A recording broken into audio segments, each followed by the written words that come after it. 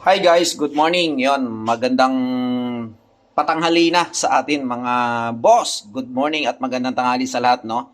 So, good morning sa Middle East. Tayo ay magluluto ngayon ng gulay. Ano ba ito? Bakit meron akong pakbit?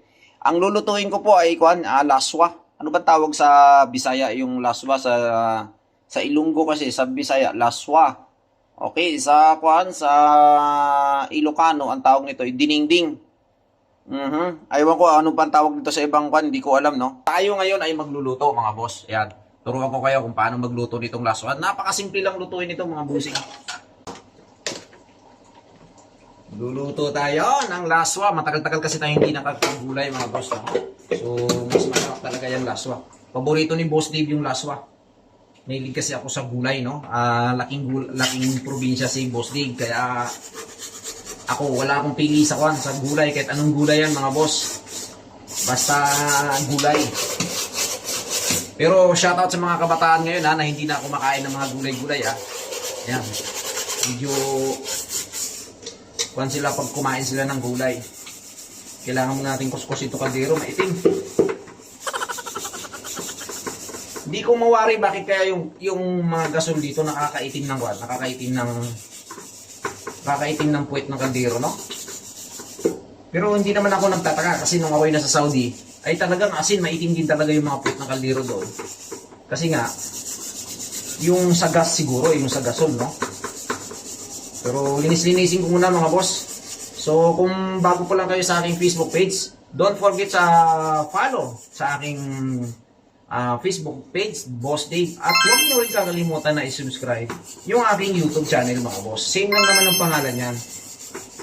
Okay? So, yung pangalan, tsaka yung sticker sa aking YouTube, tsaka sa Facebook page ko, same lang yan. Walang pinagkaiba yan, mga boss. So, maitim talaga yung puwet ng kaldero.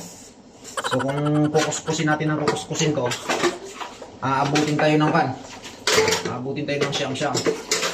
So, mas maganda, pabayaan na lang natin yan. Kasunod na lang natin kuskusin yan. Alright? So, salang na natin.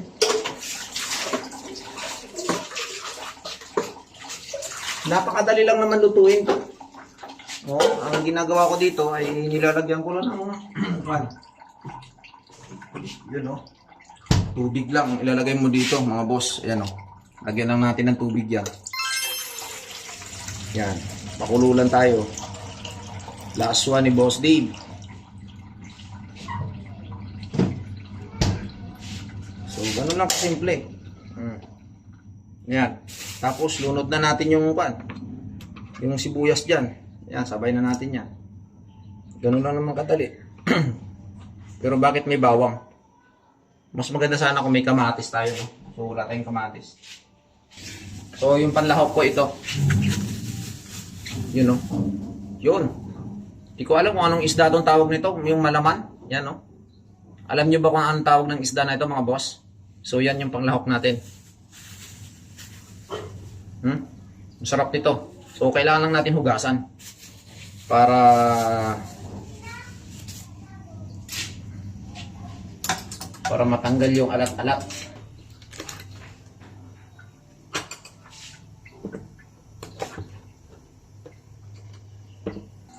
Yan, mga boss, ilulunod na natin tong gulay natin. Galaglag na natin to dito.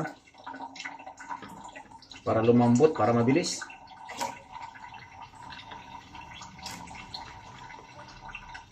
Like ng talong or sitaw or yung kalabasa.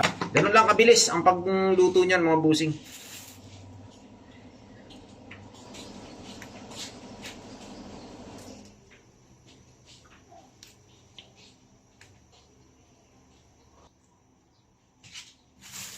Dalawa ito, ubusin na natin.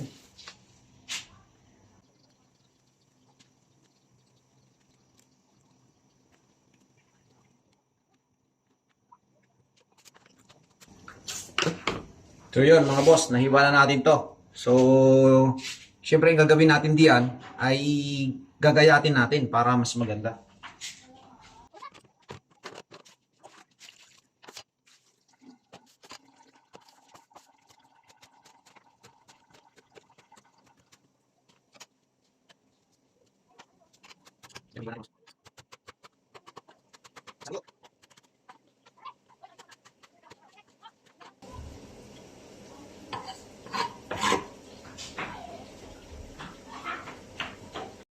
So, ito na nga mga boss, no? Makikita nyo naman, no? Ayun. Okay na, nagkukulo-kulo na. Nailaglag ko na yung isda, mga boss. Ito yung isda, oh. Yan yung lahok natin yan. Yan, yung isda, yung pinakita ko kanina. So, hindi ko na nakuha ng video nung inilalaglag ko na dito sa kaldero, no? Ayan, no? Yan yung isda. Oh, wow, sarap. Siyempre, ang kasunod na ilalagay natin diyan, ito. Ito, yan ang ilalagay natin. Oh, yan yung saluyot, mga boss. Yan yung magpapalapot dyan. Di ba? O, tingnan natin kung gaano kasarap yung laswa. Ganun lang kadali ang pagluto ng laswa. Sawa-sawa lang ang paglagay niya sa kaldero. Wala nga kamatis, oh. Dapat may kamatis ito, mga boss. Oh. Yan. Laswa. Oh, sarap nito. Okay. So, tikman na natin. Pwede na to tikman pagkulo ng isa. Tikman na natin yan, mga boss.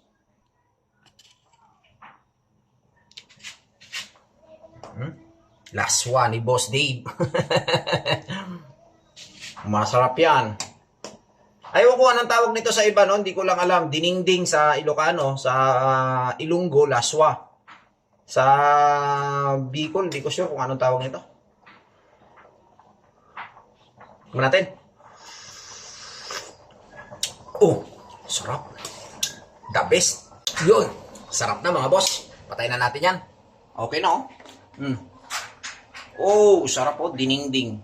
Sa Ilocano. Sa Ilonggo ay laswa. Oh, sarap. Okay, thank you so much, mga boss. Maraming salamat sa panonood sa aking vlog. Hanggang sa muli. Thank you for watching. God bless everyone. Bye-bye.